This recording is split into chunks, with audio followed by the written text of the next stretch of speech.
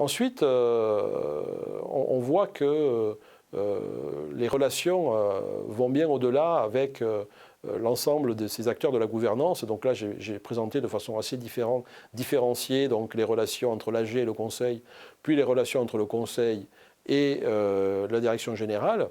Mais je crois qu'il y a un certain nombre de relations qui se tissent entre ces trois niveaux. Alors le schéma de tout à l'heure ne le présente pas forcément très bien, mais il y a vraiment, je dirais, une relation, une interaction, et à mon avis, il doit y avoir une interaction entre ces différents niveaux. Et on s'aperçoit notamment que les managers participent à des travaux très clairement des instances de gouvernance, c'est-à-dire qu'il n'y a pas que la direction générale qui va être mobilisée.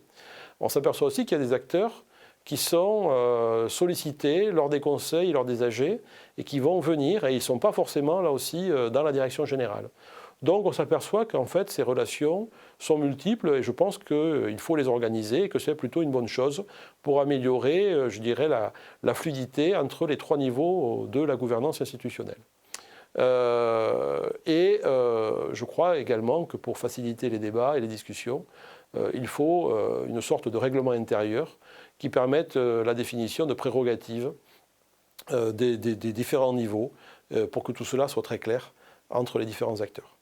Alors, si je regarde un petit peu comment et de quelle façon on participe aux travaux des instances de gouvernance, comment les dirigeants peuvent être impliqués, ils ne sont pas membres de ces instances, mais ils sont souvent invités à des réunions de conseil, à des réunions de comité.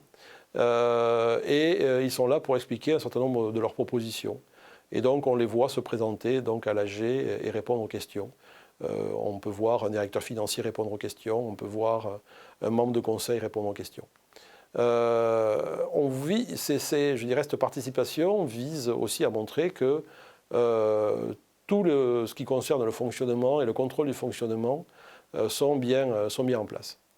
Ensuite, on s'aperçoit que les acteurs qui sont les plus souvent sollicités en tant que manager, soit au niveau du conseil, soit au niveau des AG. Évidemment, en tête arrive le directeur financier. Le directeur financier, parce qu'il a participé très fortement à l'élaboration des comptes, est, je dirais, celui qui est réellement en première ligne dès le début de l'AG. Mais on voit de plus en plus arriver le directeur des risques, qui est souvent d'ailleurs une fonction à part du directeur financier. On voit le directeur de l'audit qui a été chargé auprès de la direction générale à mener un certain nombre d'audits auprès de la direction. Et puis on voit de plus en plus, et je trouve que c'est une bonne chose, que ces responsables de ce que j'appelle le centre de responsabilité, de business unit ou de quelques fonctions clés, puissent venir s'exprimer directement devant des administrateurs ou éventuellement devant une AG. Alors ce n'est pas le cas pour les très grandes entreprises cotées, mais dans une AG d'une plus petite entreprise, c'est pas mal qu'un responsable opérationnel, qu'un cadre important de la société puisse venir s'exprimer. Pour tout ça, je pense que c'est vraiment important d'avoir un document, un outil, je dirais une charte quelque part, ou un règlement intérieur qui prévoit tout cela.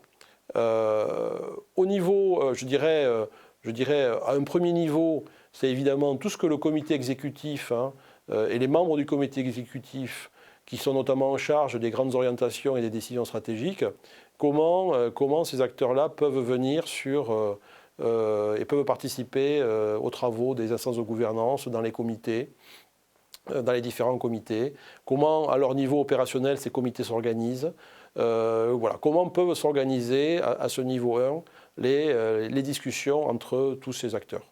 Et puis à un niveau 2, je pense qu'au sein des comités opérationnels, qui sont en général spécialisés par domaine de grande direction ou par fonction, on voit par exemple autour de l'ingénierie et de la qualité, sur le plan. Chez Renault, par exemple, il y a un comité des programmes.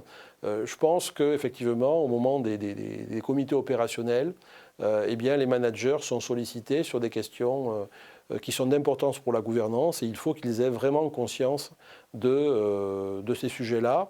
Et donc, sur ce point-là, bien spécifique, comment on peut se créer une bonne cohésion entre l'exécutif, les actionnaires au niveau de l'AG et le conseil d'administration, il est important que l'on mette en place des dispositifs et des processus qui permettent cette interaction et pas simplement, hein, parce que souvent ces sujets-là sont abordés surtout par la direction générale et le comité exécutif.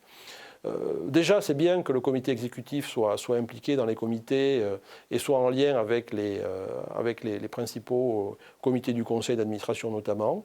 Mais c'est bien aussi qu'à un niveau 2 ou N-2, on sollicite des cadres supérieurs pour travailler sur des décisions qui remonteront directement dans les instances de gouvernance. Voilà un petit peu ce que l'on peut dire des relations qui existent aujourd'hui entre ces différents niveaux et qui sont vraiment au cœur de la dynamique de la gouvernance d'entreprise.